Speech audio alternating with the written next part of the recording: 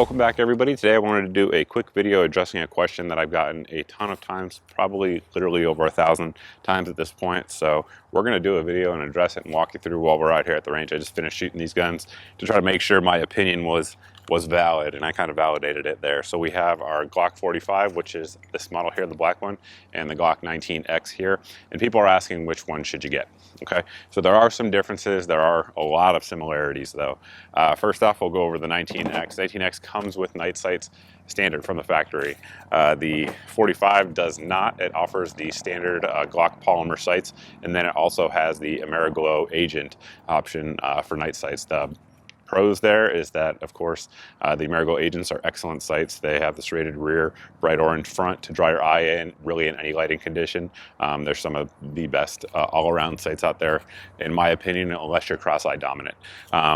The standard Glock sights that come on this are just the 3-dot tritium. Of course, the pro on that one is that they're not the plastic sights that come standard on the 45. Glock plastic sights, I've said it for years, are junk. Honestly, Glock should be embarrassed to put them on their product. I realize some people say that they're just a holding place to you replace them with whatever you want. I get that. So if that's the case and that's what you're looking for, the 45 definitely has the advantage there because you don't have the built-in cost of night sights that the 19X has. However, the 19X night sights are perfectly serviceable 3-dot night sights the way they come from the factory. So there is that. Now, something on the slide that is very apparent to most folks, of course, is going to be the finishes.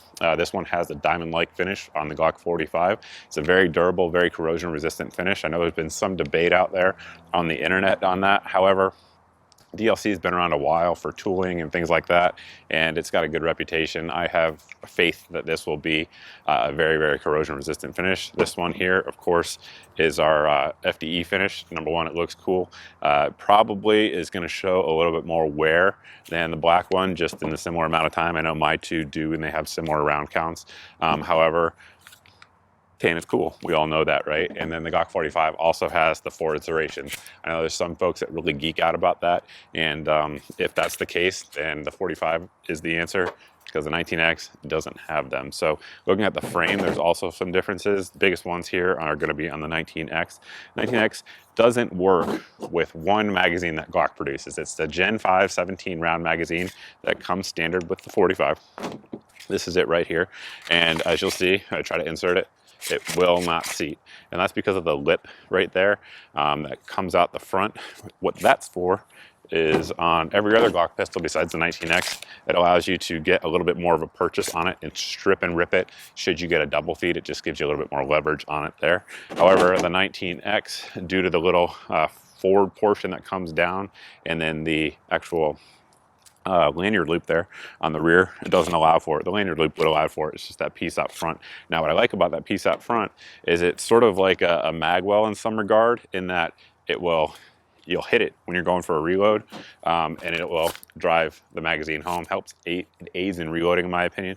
It also, for people who have large hands like I do, if you just grab it and you don't get the best grip, say coming out of a holster, that little lip right there sort of forces your hand up into the frame, which I do like. I know a lot of people undercut their Glocks just for that reason, to get higher up, and that kind of is a gentle reminder, I suppose, to force you up in there. Now, the Glock 45 has a similar function. However, it's on the sides here. We have a flared out Magwell, and again, somebody with large hands like myself, that's what it does. It kind of drives your hand up in there as you grip it because it's fatter on the bottom. Now, the downside of that, of course, is that it's fatter on the bottom.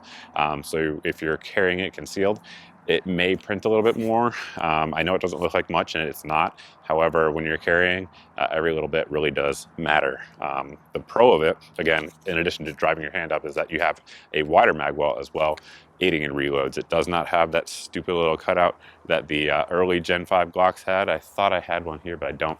Anyway, it doesn't have that cutout, which is good. A lot of folks really like that. Another difference here while I'm thinking about it is that the 19X comes with maritime spring cups. The reason is, of course, the 19X is Glock's civilian version of the MHS pistol that was submitted for Army trials, and that was part of the submission, so it was included here on the 19X as well.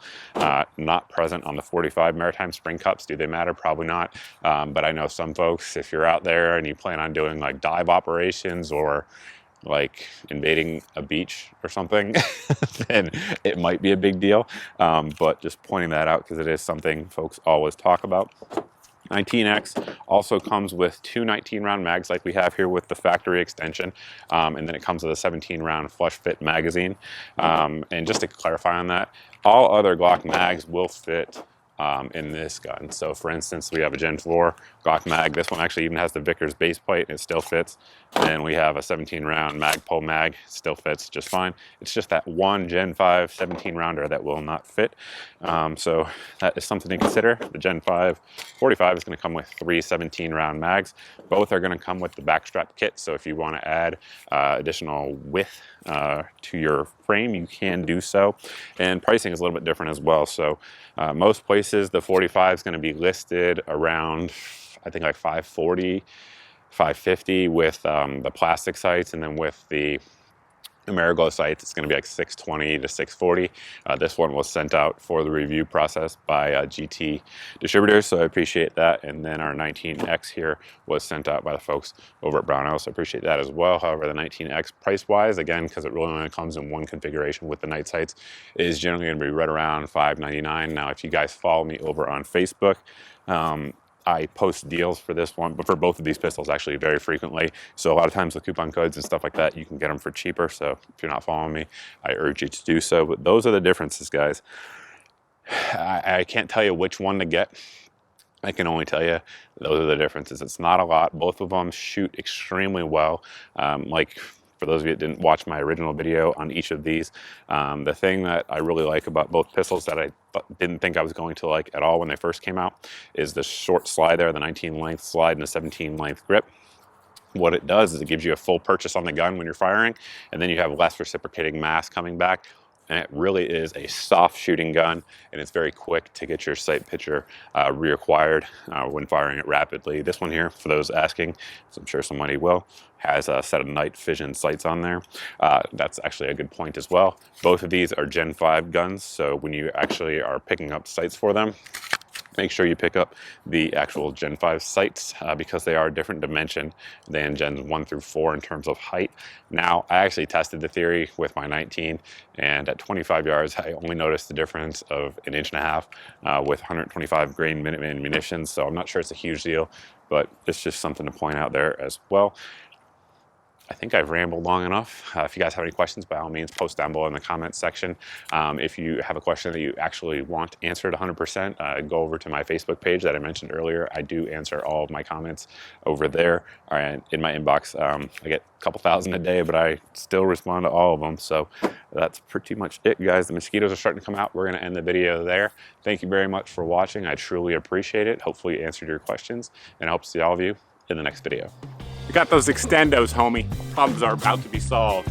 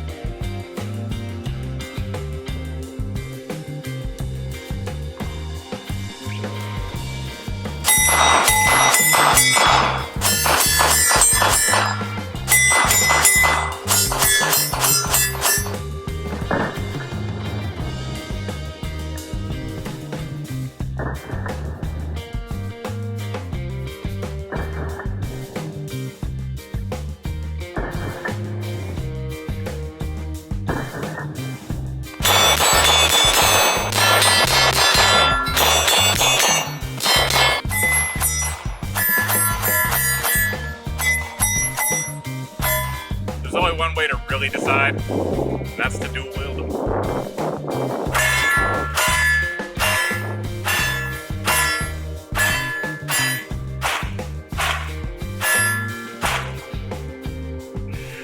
The fact that any of those hit is amazing.